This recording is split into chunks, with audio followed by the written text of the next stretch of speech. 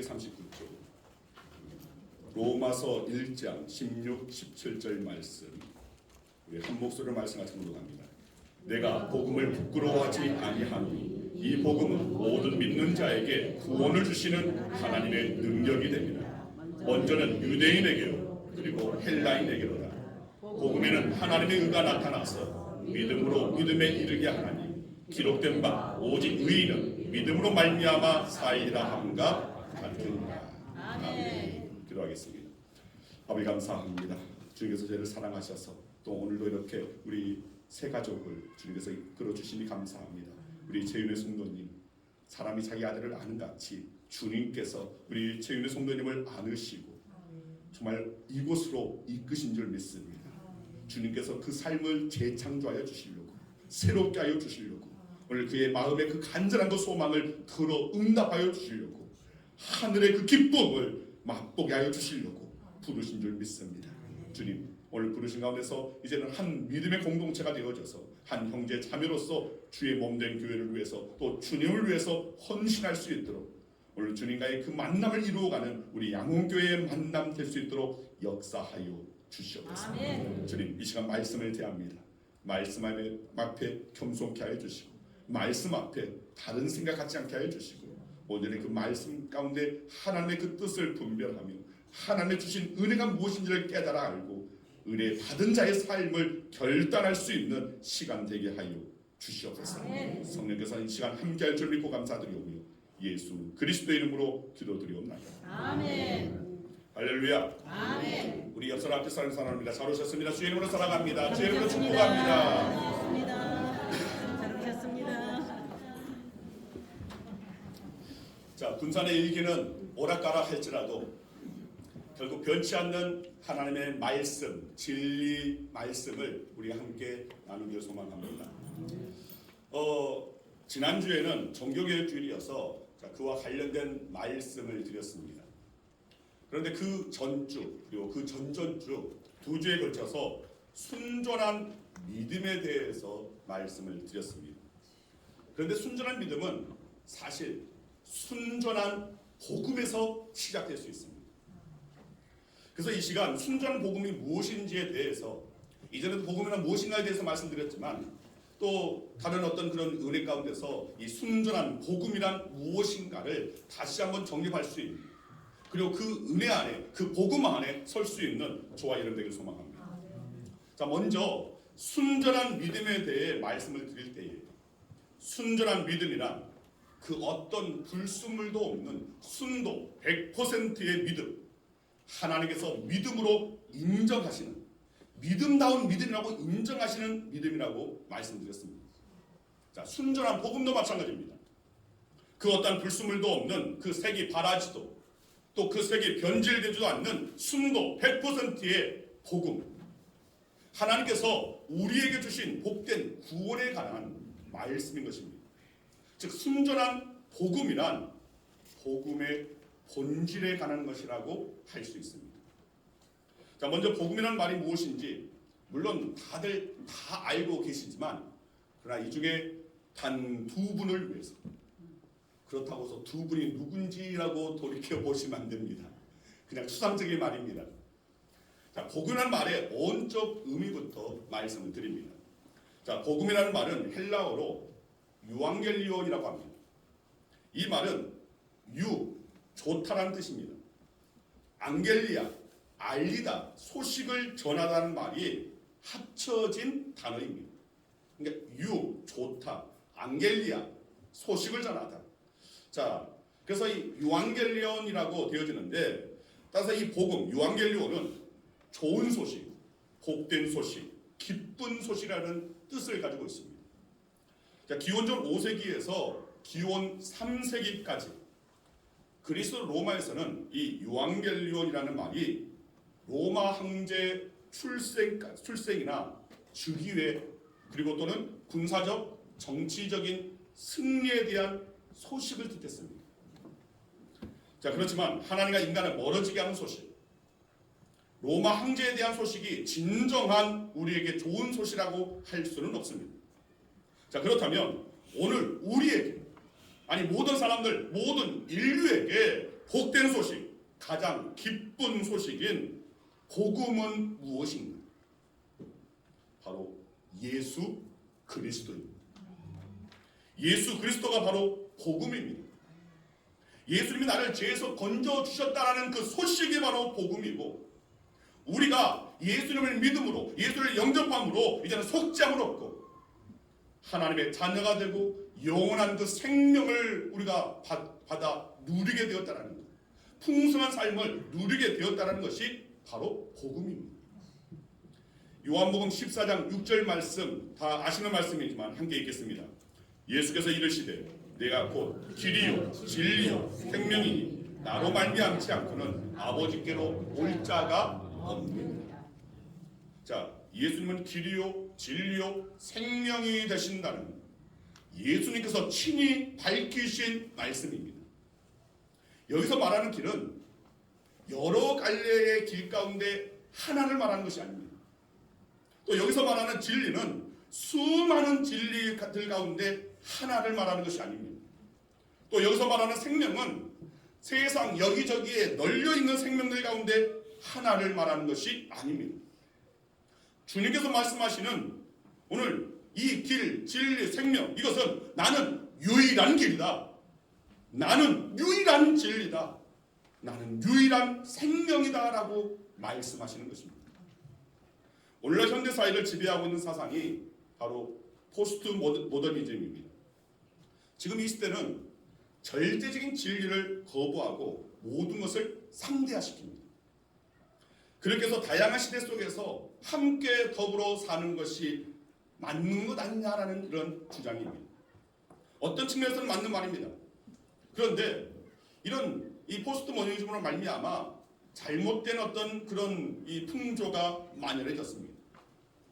그래서 가정에서도 아버지의 절대적인 그 권위를 인정하지 않습니다. 국가의 수반이라고 할 수 있는 대통령의 권위도 인정하지 않습니다. 이것이 신앙생활에서도 마찬가지로 반영된다는 겁니다. 절대적인 신앙이 매도를 당하고 오히려 상대적인 신앙이 호평을 받고 있습니다. 그래서 불교에도 구원이 있다. 샤머니즘에도 구원이 있다. 힌두교도 괜찮다. 이슬람교도 괜찮다. 세상은 원래 그렇게 되어지는 것이다 라고 말들을 한다는 겁니다. 이런 생각을 가지고 바라보면 우리 기독교는 독선이요 위선이 되고 맙니다. 그래서 현대인들은 우리 기독교를 별로 좋아하지를 않는 것 같습니다. 세상적인 눈으로 바라보면 천주교 신부들이 목탁을 두드리는 절에 가고 절의 스님들이 성당의 미사에 참여하고 하는 것을 높이 평가합니다. 그래서 언론들이 저마다 종교 대합이다라고 칭찬하고 훌륭한 일이다, 바람직한 일이다라고 축켜 세웁니다. 하지만 성경적 관점에서 그리고 하나님의 그 시선에서 보면 그것은 지극히 가증스러운 일입니다. 그런데 하나님을 모르는 세상 사람들은 그렇다 하더라도 문제는 이 땅의 그리스도인들입니다. 오늘날 많은 그리스도인들이 부족한 것이 없고 아실 것도 없는 오늘날 현대 그리스도인들이 오직 복음으로만 만족하기를 싫어하고 있다는 것입니다. 복음 외에 또 다른 무언가를 추구하면서 살아가고자 한다는 겁니다. 그러나 분명한 것은 오늘날 현대인들이 좋아하든 싫어하든 세상 사람들이 뭐라고 말하든 진리, 곧 절대 진리는 오직 하나님입니다. 아멘. 하나님은 한 분뿐입니다. 그리고 구원의 길도 하나밖에 없습니다. 천국에 들어가는 길도 예수님을 통하는 길 외에는 다른 길이 없습니다. 이것은 성경에서 분명하게 아주 명확하게 선명하게 증거하고 있는 말씀입니다. 사도행전 4장 12절 말씀 같이 읽습니다. 다른 이로서는 구원을 받을 수 없나니 천하 사람 중에 구원을 받을 만한 다른 이름을 우리에게 주신 일이 없습니다. 자, 성경은 어디에도 예수님 외에 다른 길이 있다라고 말하고 있지를 않습니다. 모든 것이 다 있어도 복음이 없으면 우리 기독교는 아무것도 아니게 됩니다. 마가복음 10장에 보면 재물이 많은 한 청년이 예수님에게 나와왔습니다. 그리고 이렇게 묻습니다. 내가 무엇을 하여야 영생을 얻으리까? 이 부자 청년은 영생을 사모했습니다. 하나님의 나라를 사모했습니다. 그저 이 땅에서의 삶이 전부가 아니고 이제는 영원한 하나님의 나라가 기다리고 있다는 것을 그는 알았습니다. 그리고 그 나라를 사모했습니다. 영원한 그 생명을 얻어서 그 나라에 나아가기를 원했습니다. 그렇지만 예수님께서 너에게 있는 것을 다 팔아 가난한 사람들에게 나누어 주고 그리고 와서 나를 따르라라는 예수님의 그 말씀에 그는 슬픈 기색을 하고 근심하며 돌아갔습니다. 자, 이 부자 청년의 문제점이 무엇입니까? 그는 누구 못지않게 영원한 그 생명을 사모했습니다. 하나님의 나라를 사모했습니다. 하지만 영생만 사랑하고 하나님의 나라만 사랑하고 사모한 것이 아니었다는 것입니다. 그것과 함께 재물도 함께 사모하고 사랑했다는 겁니다. 오늘날 그리스도인들의 문제가 무엇입니까? 모든 그리스도인들이 교회를 사랑합니다. 하지만 교회만 사랑하는 것이 아니기 때문에 문제가 되는 겁니다. 모든 그리스도인들이 예수님을 사랑합니다. 그러나 예수님만 사랑하는 것이 아니기 때문에 문제가 되는 것입니다. 인생에 있어서 가장 큰 비극은 복음이 없는 인생입니다. 하지만 그것보다 더 안타까운 비극은 복음이 아닌 것들을 겸하여서 사랑하고 섬기는 것입니다. 오늘날 한국교회가 위기에 직면해 있다고 말을 합니다. 그리고 분열과 비난의 대상이 되고 있는 이유가 분명히 있을 것입니다. 그런데 그 어떤 이유라 할지라도 근본적인 이유는 이 땅의 교회와 성도들이 오직 복음만 붙들어야 했는데 그렇게 살지 않았기 때문입니다. 많은 교회와 성도들이 복음뿐만 아니라 다른 것들도 필요하다고 다들 아우성이었습니다. 하지만 교회와 성도들이 붙들어야 할 것은 바로 복음입니다. 바로 오직 복음입니다. 아멘. 복음이면 충분합니다. 아멘. 따라서 하시기 바랍니다. 오직 복음입니다. 오직 복음입니다. 복음이면 충분합니다. 복음이면 충분합니다. 여러분, 초대교회가 건물이 웅장하고 또 화려해서 초대교회가 부흥한 것이 아닙니다. 초대교회가 성장한 것이 아닙니다. 1907년 평양 장대현 교회에서 촉발된 이 땅의 부흥의 불길도 마찬가지였습니다. 저들에게 뭐 잘 짜여진 조직이 있었고 또 좋은 프로그램이 있었기 때문이 아니었습니다. 그들에게는 내세울 만한 조직도 없었습니다. 건물도 없었습니다. 프로그램도 없었습니다.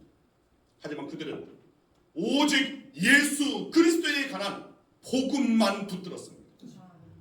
복음만이 그들의 가정과 교회의 유일한 희망이었고 이 나라의 민족의 희망도 오직 복음, 오직 예수 그리스도, 오직 하나님만이라고 그렇게 생각하고 붙잡는 신앙이었습니다. 오직 복음만이 이 세상을 변화시키는 능력임을 믿었습니다. 여러분, 오늘 우리가 붙들어야 하는 것이 바로 이 복음입니다. 다시 한번 우리의 신앙의 진정한 그 가치, 우리의 신앙의 그 본질이 무엇인지를 우리 다시금 회복하고 붙잡을 수 있는 자들이 되어야 한다는 것입니다. 아멘. 다시 복음 앞으로 우리는 나아가야 합니다. 오늘 본문에서 바울은 내가 복음을 부끄러워하지 아니한다라고 고백했습니다. 자, 이렇게 말하고 있는 바울은 이전입니다. 바울이 바울로서의 삶을 살기 전에 그때는 사울이라고 불려졌습니다.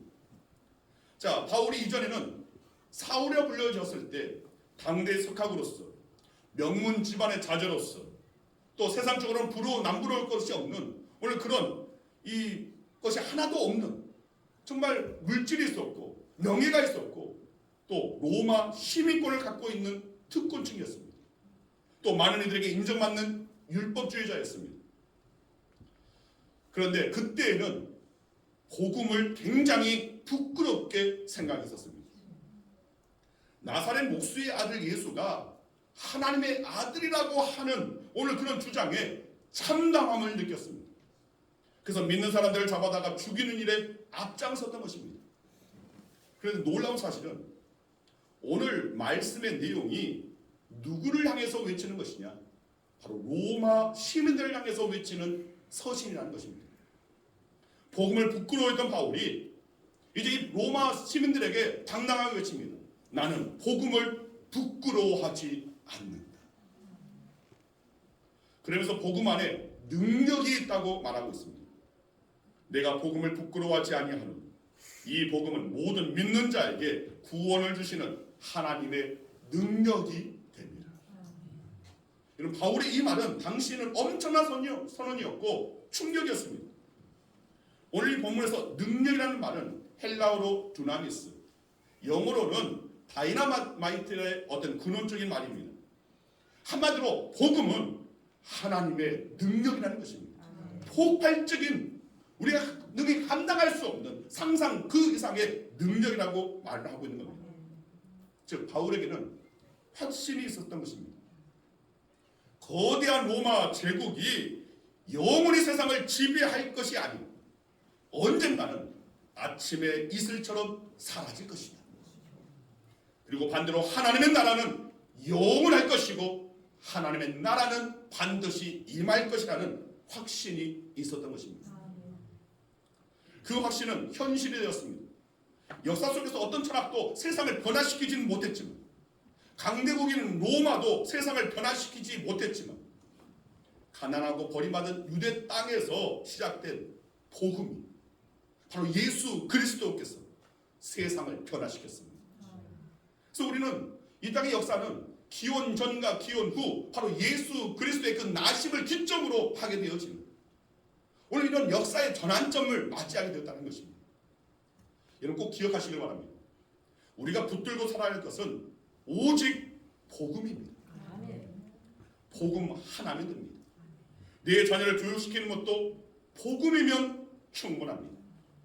인생에서 성공하는 것도 복음이면 충분합니다. 복음으로 모든 믿는 자들에게 구원을 주시는 하나님의 능력이라는 것을 우리는 반드시 붙잡고 믿는 이 믿음이 우리 가운데 있어야 한다는 것입니다. 아멘.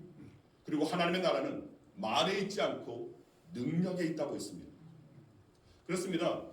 복음이 능력이라고 한다면, 그래서 우리가 그 복음이신 예수님을 만나고 또 예수님을 나의 구세주, 나의 구원자라고 고백한다면 우리 인생은 복음으로 말미암아 반드시 변화가 일어나야 됩니다. 우리가 예수님을 만났음에도 불구하고 우리의 삶이 하나도 변하지 않았다는 것은 절대로 있을 수 없는 일입니다. 그래서 우리는 내가 정말 믿는 이 믿음이 순전한 복음으로 말미암아 순전한 믿음을 소유하고 있는가? 과연 정말 하나님께서 믿음다운 믿음이라고 말하고 정말 우리가 붙잡는 복음의 본질 예수 그리스도를 항상 내 안에 충만히 모시고 살아가는 오늘 그런 신앙생활을 하고 있는가를 우리는 점검해 볼 필요가 있습니다. 오늘 순전한 복음, 순전한 믿음은 결국은 우리의 삶을 변화시킨다는 것입니다. 이런 복음은 능력입니다. 그 복음을 받아들인 내가 변화되어야 하는 것은 너무나도 당연한 것입니다. 여러분 김용희 선교사님 한번 좀 들어봤을 것입니다. 이 김용희 선교사님은 아버지가 술 장사를 하다가 망해서 가난한 어린 시절을 보내야만 했습니다. 중학교를 중퇴하고 청소년 시절을 가나가 방황으로 자학하다가 1970년 초에 복음을 받아들이게 됩니다. 그리고 김용희 선교사님은 바울처럼 십자가 외에는 자랑할 것이 없고 오직 복음이면 된다라고 고백하면서 말 그대로 복음에 미쳐서 열방을 향한 선교 사역을 감당하고 있고 또 지금도 하고 있는 그런 선교사님입니다. 자, 이 김용희 선교사님의 5 자녀들도 모두 선교사로 섬기고 있습니다. 그런데 이 김용희 선교사님이 복음을 강조하고 복음에서 멀어져 버린 삶에 대한 해결을 강조하고 다시 진정한 복음, 순전한 복음으로 한국 교회가 돌아가야 한다고 그렇게 강조하다가 예당 합신 교단을 중심으로 이단 시비가 불거졌던 적이 있습니다. 물론 그분의 어떤 그 목회 또 그런 이 살 가운데서 공중 회계를 주장하는 어떤 그런 부분 그리고 그 외에 몇몇 주장은 좀 극단적이고 지나치다고 할 수 있는 것은 분명합니다. 그런데 그렇다고 해서 이단 논의가 오늘 그렇게 될 정도는 아니라는 것이 많은 사람들의 중론입니다. 자, 여하튼 이분이 뭐 한 5년 전에 이런 일들이 있었으니까 한참 이슈화 되었을 때 이 김용희 선교사님이 그 아들이 쓴 글이 있습니다. 저는 이 글을 보면서 야, 이부 선교사님이 정말 이 정도로 복음에 헌신했다는 점에서 절로 고개가 숙여졌습니다. 자, 조금 길지만 제가 읽어드리겠습니다. 이단 소리 듣고 계신 아버지께 이러려고 고시원만한 단칸방에서 살고 계십니까? 이러려고 자녀 5 선교사들 몇 년 만에 모이면 모여 앉아 있을 자리도 없이 다리 사이에 다리 놓고 앉아 교제하게 하셨습니까? 이러려고 어머니 무릎 아파서 퉁퉁 부은 무릎 움켜잡고 주방도 없이 집 밖으로 나가 음식 준비하게 하셨습니까? 이러려고 노후 준비가 어디냐고 주께서 부르시면 가는 거라고 다들 받는 어머니 이름으로 된 연금도 깨뜨려서 헌금하셨습니까? 이러려고 평생 방에 에어컨 하나 안 놓고 사셨습니까? 기어이 에어컨 하나 놔주면 테이프로 입구 다 발라놓고 에어컨 쓰기 시작하면 주님 부르실 때 어디든 못 간다고 어머니를 위해 해드린다던 자식들 부탁도 거절하셨습니까? 이러려고 말 그대로 무소유라고 자기 이름으로 된 것 1도 안 남기시고 자식들 저소득층 지원받게 하시며 살게 하셨습니까? 이러려고 한국교회 손가락질 하던 제게 교회는 자기 탯줄이고 모태라고 교회 비난하지 말라 하셨습니까? 이러려고 너는 종교인 되지 말고 교회가 되라고 빌라델비아 교회같이 교회가 돼서 교회를 섬기라고 권면하셨습니까? 이러려고 책 내놓고 번거롭고 까다로울 만큼 인쇄를 자기 이름으로 된 통장에 거치지도 못하게 명의 변경해서 단체로 돌리셨습니까? 이러려고 리더는 가장 먼저 적진에 들어가고 가장 나중에 나와야 한다고 판잣집, 컨테이너 전전하셨습니까? 이러려고 아버지 도움받고 사역 시작했다는 소리 안 듣게 하시려고 그 바닥을 칠 때 주님만 신뢰하라고 매몰차게 독립하라 하셨습니까? 이러려고 티켓팅 때문에 만든 카드에 5만원, 3만원 연체됐다는 문자 받으며 사셨습니까? 이러려고 죽기 전에 다음 세대에게 이런 모습 남기면 안 된다고 다음 세대에게 교회가 복음이면 충분한 거 보여줘야 한다고 교회 쫓아다니셨습니까? 이러려고 누가 이러는 거 알아주냐 뚱에서 물을 때 주님이 아신다 하셨습니까? 이런 꼴 날려고 그렇게 악착같이 지긋지긋할 만큼 온칙 지키며 사셨습니까? 아버지, 그런데 그거 아십니까? 아버지가 그렇게 사셔서 저도 그렇게 살고 싶어졌습니다. 어차피 사람한테 인정받자고 일이 사는 거 아니니 주님 앞에서 떳떳하게 살아보겠습니다. 죄에 대하여 부러지지 않도록 완고하고 진리에 대하여 말씀하시면 어디든 방향전환할 수 있을 만큼 유연하라던 말씀대로 그리 살아보겠습니다. 아버지, 제가 인생 2번, 3번 살아도 또 이 길 가고 싶도록 그렇게 행복하게 살아주셔서 감사합니다. 다른 선택지가 있어도 이 길 외에 다른 길 쳐다도 안 보고 싶을 만큼 영광스러운 길인 거 알려주셔서 감사합니다. 감추고 숨겨서 사람들 앞에서 떳떳하느니 내가 어떤 놈인지 발칵 드러나서 모진 손가락질 당해도 어느 때라도 제가 저지른 짓이 무엇이든지 하나님 앞에서 합당하지 않다면 정직히 드러내어 정산하고 대가 치르고 주님 앞에 떳떳이 살렵니다. 아버지, 그래도 성공하셨습니다. 한 사람 제자 만들기 그리 힘든데 제가 이 길이 영광스러워 보이는 거 보니 한 놈은 제대로 만드셨네요. 아니다, 5인가. 아버지, 자식놈이 아버지 욕먹고 계시는데 별로 실질적으로 해드릴 게 없는데 하나 해드릴 수 있는 게 있네요. 꼭 아버지처럼, 아니 아버지보다 한 단수 높게 살아서 아버지 드신 욕 저도 좀 먹어보렵니다. 아버지, 사람들이 잘 모르나 봅니다. 우리 가족이 극단적이라는 말을 칭찬으로 듣는다는 것. 적어도 그렇게 말하는 사람보다는 주님 조금 더 사랑한다는 말로 들리는데요. 하나님께서 극단적인 결정으로 십자가 복음의 은혜 주셔서 그 은혜 받고 산 놈이 할 소리는 아닌 것 같긴 하지만 그런 소리 들으며 살렵니다. 같이 가입시다. 농담조로 아바이 동무. 사명은 각자니까 이 일들은 아바이 동무께서 처리하시고요. 저는 지금 제게 맡기신 일에 목숨 걸겠습니다. 주님 앞에서 부끄럽지 않게 혹시 수정해야 할 게 있다면 수정하고, 그러나 우리 스스로 하나님 앞에 양보할 수 없는 게 있다면 욕 좀 먹어도 지키십시다. 그럴 리 없겠지만 아버지 적당히 타협하고 넘어가시면 제가 가만 안 있습니다. 말씀하신 대로 우리 집 가운데로 땅끝에서 죽어서 하늘 복판에서 만나시지요. 그때 만나서는 꼭 좀 편안히 누려보십시다.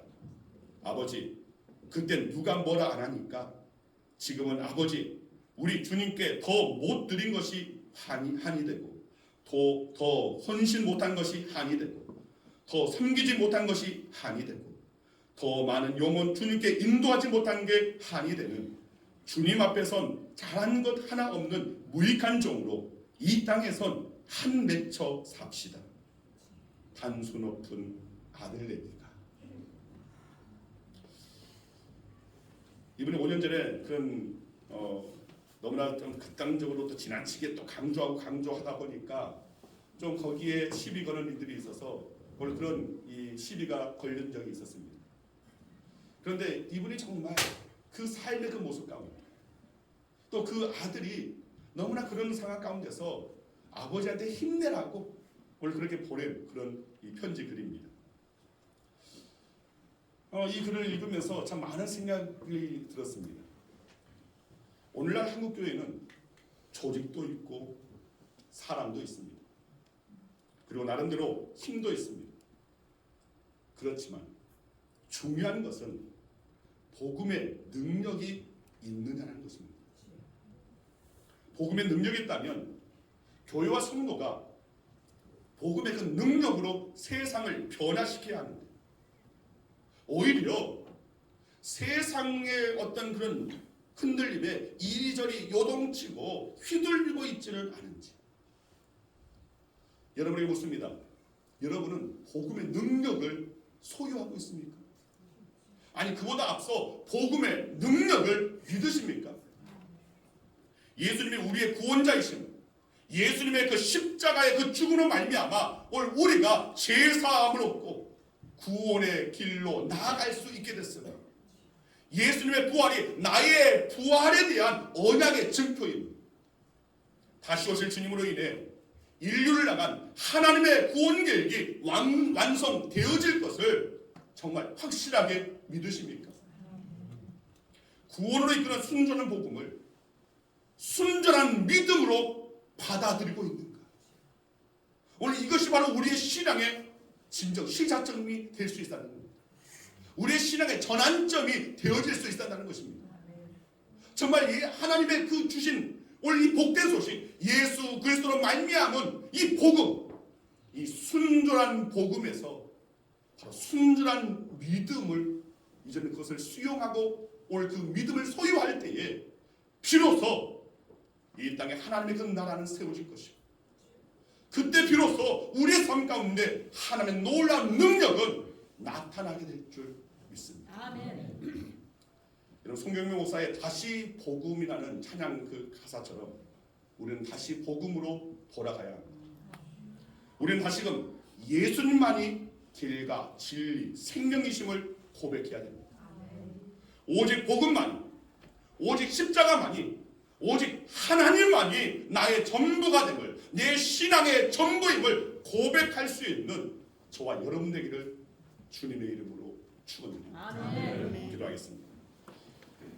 아버지 감사합니다. 주님, 하나님께서 우리에게 주시는 복된 소식, 예수 그리스도를 이 땅에 보내주시고 예수 그리스도의 십자가의 중심으로 우리가 나아오고 있고 하나님 앞에 나아갈 수 있는 구원의 그 길을 걷게 하여 주시고, 예수님께서 부활하심으로 말미암아 오늘 우리의 부활의 언약의 징표로 세우시고 다시 오신다는 주님의 그 약속은 반드시 이루어질 것이고, 그때 하나님의 놀라운 구원 계획은 완성되어질 것을 믿습니다.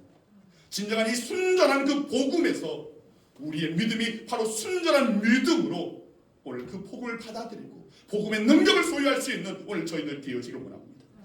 진정 우리가 회복해야 할 것이 무엇인지 다시 한번 오늘 우리의 신앙을 점검할 때에 순전한 복음에서 시작된 순전한 믿음을 소유할 수 있는 우리 양원교회 모든 성도들 되게 하여 주시고 이 믿음, 이 신앙으로 말미암아 하나님의 영광의 기약에 쓰임받는 우리 양원교회 우리 모든 성도들 되어지게끔 역사하여 주시옵소서. 아멘. 감사드리오니 예수 그리스도의 이름으로